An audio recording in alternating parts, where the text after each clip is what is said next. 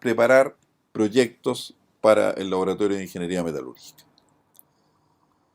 Estamos hablando de la introducción, la revisión del estado del conocimiento, la definición de los objetivos del proyecto, la metodología que se va a seguir, los recursos de materiales y de conocimiento que se requerirán, el plan de trabajo, dimensionamiento, cuántas actividades y qué actividades, y el calendario y carta GAN, su distribución en el tiempo, el presupuesto si es que hay gastos que realizar y la organización del equipo del proyecto, el control de gestión, la metodología que se seguirá y los entregables, los resultados que constituyen el resultado final del proyecto y finalmente las referencias que se utilizaron en la definición del proyecto. Vamos a hacer una revisión general de la preparación del proyecto a través de esta presentación. Primero, una introducción. ¿Qué es una introducción? Una descripción general del problema a abordar. Define esencialmente por qué vale la pena dedicarle energías, cuál es el valor económico social de resolver el problema, sin que sea necesario establecer números o valores. Es solamente una apreciación más bien cualitativa. Como es una introducción, tiene que estar escrita en un lenguaje accesible a un público relativamente amplio, que tiene que entender de qué se trata este documento. Y tampoco debe extenderse innecesariamente, solo lo justo para identificar el contexto. Vamos a revisar algunos ejemplos. Los ejemplos en verde muestran cómo más o menos debe estructurarse cada sección y los ejemplos en fondo rojo mostrarán errores habituales al preparar proyectos que esperamos ustedes tengan en cuenta. Veamos, supongamos que el proyecto fuera separación de sílice desde relaves mineros. Entonces la introducción podría rezar: los relaves mineros contienen típicamente de 30 a 70% de sílice, la que tiene valor como materia prima para producción de vidrio, árido de relleno y otras aplicaciones. Informar de qué se trata el proyecto. La recuperación de sílice permite extraer valor de lo que hoy se considera un residuo y que solo se dispone en depósitos o tranques de relave. También se reduce la demanda por espacio para los tranques y depósitos, aportando un valor territorial evidente. ¿Por qué vale la pena abordar el tema? Ese es el objetivo de ese párrafo. El presente proyecto busca examinar alternativas y establecer una vía de proceso para la extracción de sílice desde los relaves. El propósito del proyecto. La introducción no debiera ser más extensa que esto. Quizás dar algunos antecedentes adicionales, pero básicamente esto es lo que debe ser. ¿Qué no es una buena introducción? Por ejemplo, partir la sílice es el óxido formado por el silicio y el oxígeno. Su peso molecular es 60, funda 1986 Kelvin y es el más abundante compuesto de la corteza terrestre. En general esa información no es pertinente. O sea, al menos en el contexto donde se está desarrollando esto, esa información no aporta mucho respecto del problema de separar la sílice desde los relaves. Simplemente reproduce información más bien escolar. Ahora, después uno podría decir: Lennon y McCartney han observado que la sílice se encuentra formando compuestos del tipo XFeO.SiO2 y soluciones sólidas de parámetro cristalino variable cuya respuesta a procesos de concentraciones gravitacionales magnéticas es muy diversa. En una introducción eso más bien corresponde a discusión técnica, o sea, en la parte de estado del arte. Pero en una introducción no es pertinente, es un detalle eso, es una cosa específica. Entonces más bien debiera referirse a la importancia económica o social del problema. En el presente proyecto, dice, se estudiará el efecto del tamaño de partícula medido mediante diámetros de Fereca en la morfología de la interfaz entre compuestos ricos en fierro y ricos en sílice. Son detalles innecesarios que oscurecen el propósito general perseguido. En una introducción uno tiene que decir en pocas palabras, casi un resumen, de qué se trata, por qué vale la pena resolverlo y cuál es el propósito, lo que va a buscar obtener el proyecto. Después que se ha hecho la introducción, recién ahí empieza ahora la construcción del proyecto mismo, ya en un tono más profesional, y donde la revisión del conocimiento es una recopilación de antecedentes con rigor y lenguaje científico técnico, que conduzca a configurar qué se sabe sobre el tema descrito en la introducción. La revisión del conocimiento debe ser pertinente al problema, concentrándose en identificar factores que conduzcan a tomas de decisión sobre el objetivo del proyecto. Y cada afirmación, hay que agregar, debe citar fuentes precisas validadas.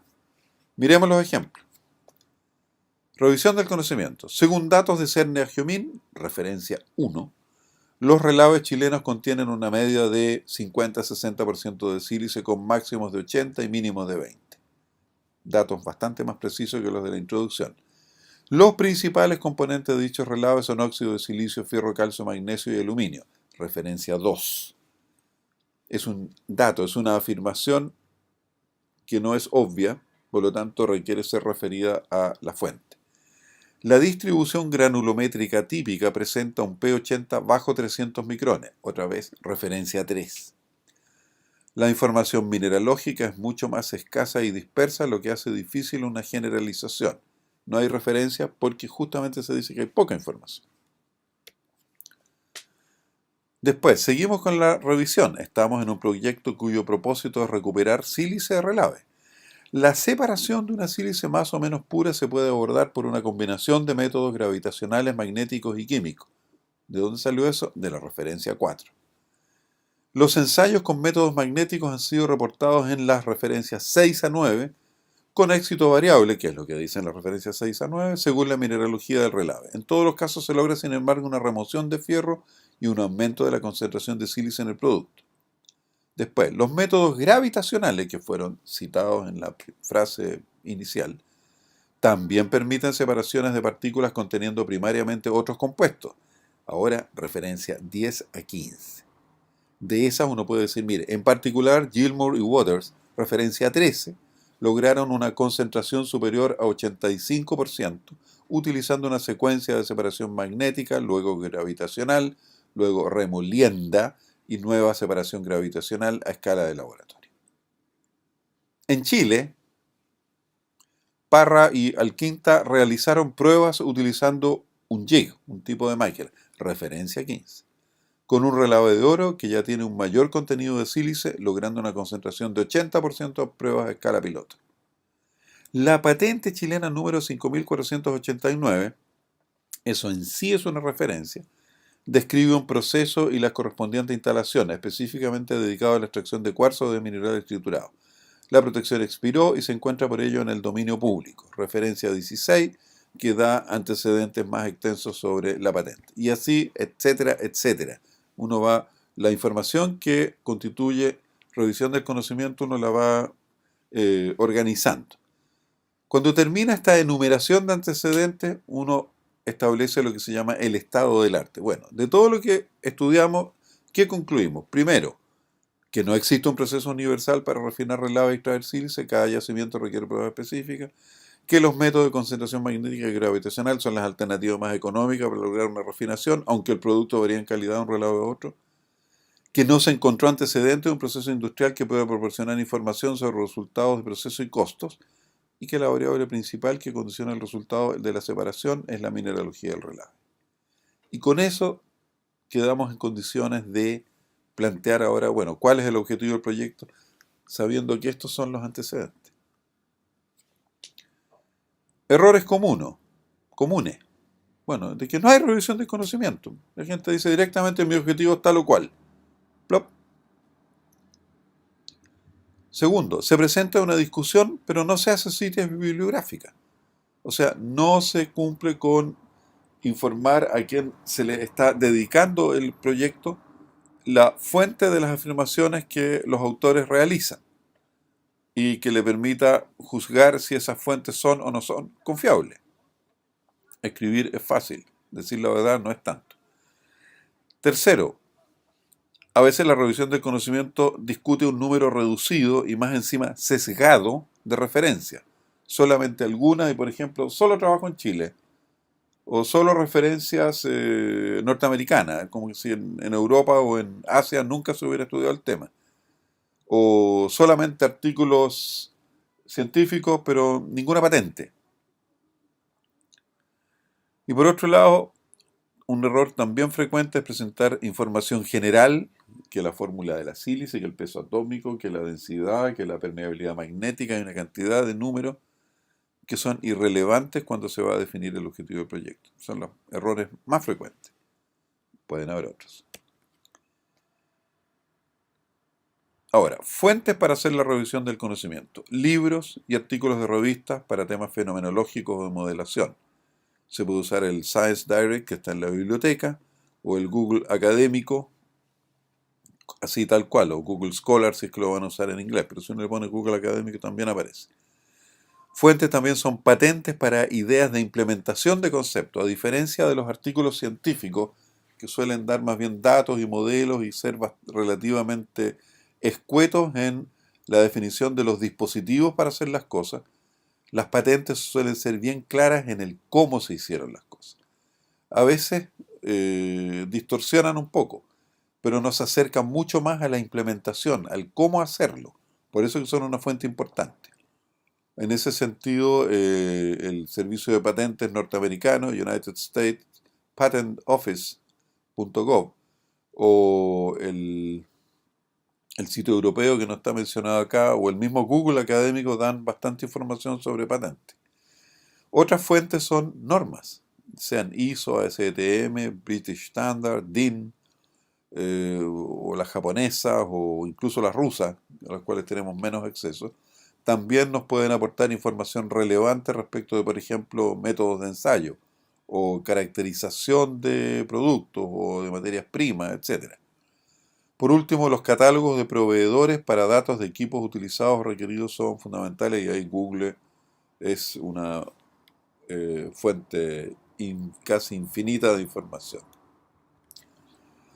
Después que hemos definido el estado del arte, toda la información de lo que se sabe, y habiendo identificado lo que no se sabe, podemos formular el objetivo general que resume en una sola frase el objetivo del proyecto.